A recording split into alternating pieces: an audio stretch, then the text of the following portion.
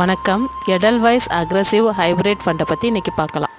Aggressive hybrid fund manager 65லேருந்து 80% ஈக்விட்டிலையும் 20 to 35% டெப்ட்லேயும் இன்வெஸ்ட் பண்ணுவாங்க.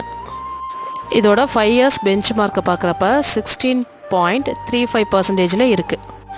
பர் ஆனுவல் ரிட்டர்ன்ஸாக 1 இயருக்கு 29.56%, 2 இயருக்கு 16.42%, 3 இயருக்கு 17.89%, 5 இயருக்கு 16.35%, 10 இயருக்கு 14.95% ரிட்டர்ன்ஸ் கொடுத்துருக்கு.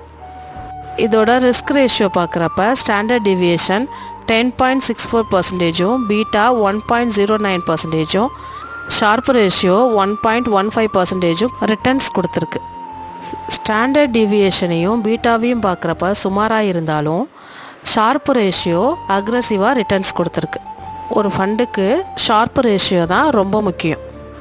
இந்த ஃபண்டுக்கு ஷார்ப் ரேஷியோ நல்லாவே பர்ஃபார்மன்ஸ் பண்ணியிருக்கு. 81 கம்பெனியில் இன்வெஸ்ட் பண்ணியிருக்காங்க. அதில் ஈக்விட்டியில் 72%, டெப்ட் ஆன் அதர்ஸில் 28% இன்வெஸ்ட் பண்ணியிருக்காங்க. இந்த ஃபண்டில் லம்சமாக 5 வருஷத்துக்கு முன்னாடி 10,000 இன்வெஸ்ட் பண்ணியிருந்தாங்கன்னா இப்போ அதோட கரண்ட் வேல்யூ 21,300 இருக்குது. 5 வருஷத்துக்கு எஸ்ஐபி வழியாக மாதம் 1000 இன்வெஸ்ட் பண்ணிட்டு வந்தோன்னா 60,000 இன்வெஸ்ட் பண்ணியிருப்போம். இப்போ அதோட கரண்ட் வேல்யூ 98,129 இருக்குது. 19.74% ஆனுவல் ரிட்டர்ன்ஸாக கிடச்சிருக்கு. இதோட என்ஐவி 53 ட்ரேட் ஆகிட்டுருக்கு.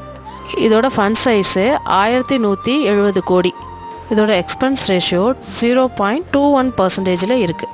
கிறிசில் ரேங்கில் 5 ஸ்டார் ரேட்டிங் கொடுத்துருக்காங்க. குறைஞ்சது 5 வருஷத்துக்கு மேலே இன்வெஸ்ட் பண்ணினாதான் இன்ஃப்ளேஷன் ரேட்டை பீட் பண்ணுற மாதிரி க்ரோத் கிடைக்கும். சிஸ்டமேட்டிக் வித்ட்ரால் பிளான் இந்த மாதிரி ஃபண்டு சூட்டபுளாக இருக்கும். ஷார்ட் டேர்முக்கு இந்த மாதிரி ஃபண்டை சூஸ் பண்ணாதீங்க.